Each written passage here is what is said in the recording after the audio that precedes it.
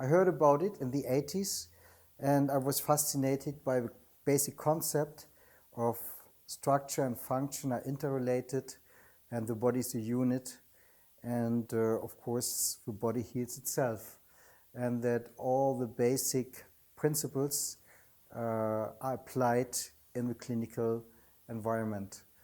And this touched me. So I started to look where I can study it more. For me, osteopathy means that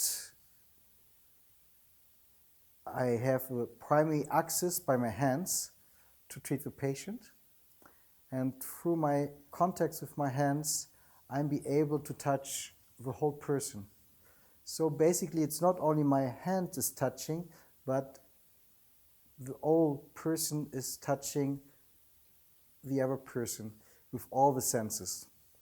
And by touching the tissues with my hands, I have access not only to the body tensions and the muscular tensions and visceral dynamics and so on, but I can touch the whole story of a person, the biography of a person, because all is represented in the body. It means that when we are born and before birth, all what we experience somehow is integrated and expressed in the body. So with my hands, I have contact to all this. And with different models, I have different access. And this is what I like in osteopathy and what osteopathy is for me.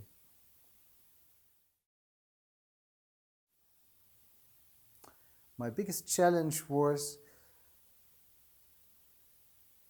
a disappointment and deep frustration that I got the impression that in osteopathy very often we talk more when we really live. And this really nearly led that I want to not more take part in the profession. Another challenge comes always is when I feel that my knowledge and my expertise comes to borders and limits, and suddenly all my building which came up over the years, somehow I need to destroy to find a new access to my treatment place in encountering the needs of the patient. My biggest accomplishment was my first book. I really wanted to do it by heart, and I worked nearly every night for 2 years during my education. And even during already my education, I wrote my first book, and I did a lot of courses beside. And this was for me a big challenge because I had nearly no sleep. I slept 1 or 2, 3 hours a night. And yeah, I was quite happy when I succeeded. My references was a friend now and my teacher, Patrick van den Hede, who inspired me a lot, go beyond what normally people understood from osteopathy. And other references was the experience of many osteopaths which I saw in their clinics, like Becker and Wales and others, who touched me in the way we were treating, in the way we were referring to the patients. And this touched me a lot.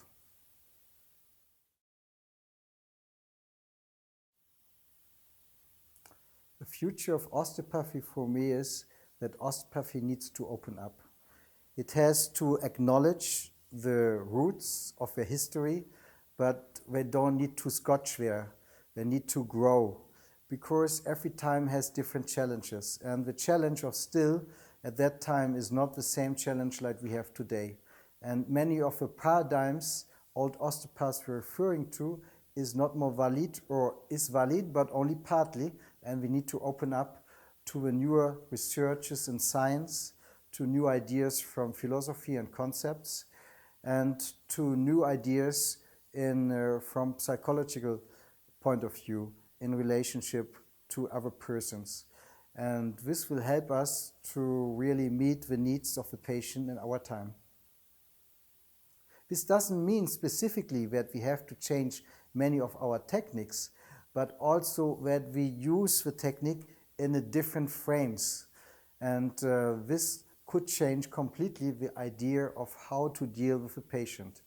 The other part is, in nowadays, the patient, from my point of view, should be a more active part in the treatment process.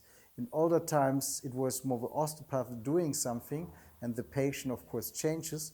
But I think nowadays, in my clinic at least, the patient takes a much more active part in the treatment process. And I'm more a partner of the patient than just on a hierarchy level much more above him.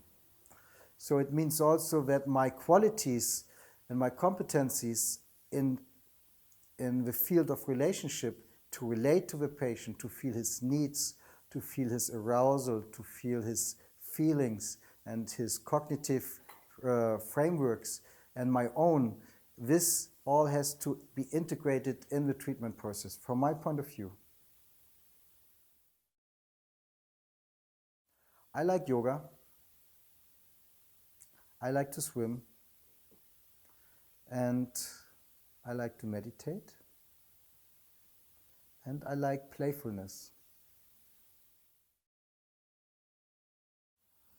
Be open. Go really what your heart is telling you. Be curious. And nourish curiosity and nourish authenticity, that it has a big part in your approach to patients. And be a student forever. I like it for myself.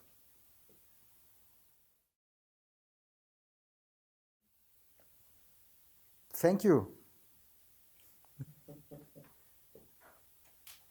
for his courage. Thank you for his creativity. Thank you for your heartfulness and your openness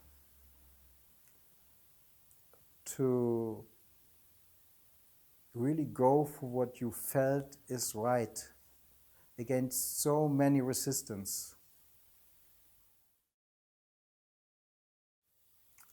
I was touched by the hospitality here in the school of IDOT. I was touched by the openness of the students and by the curiosity of open up to new ideas, new concepts, new approaches.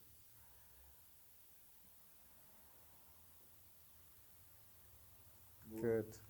Thank you. Thank you.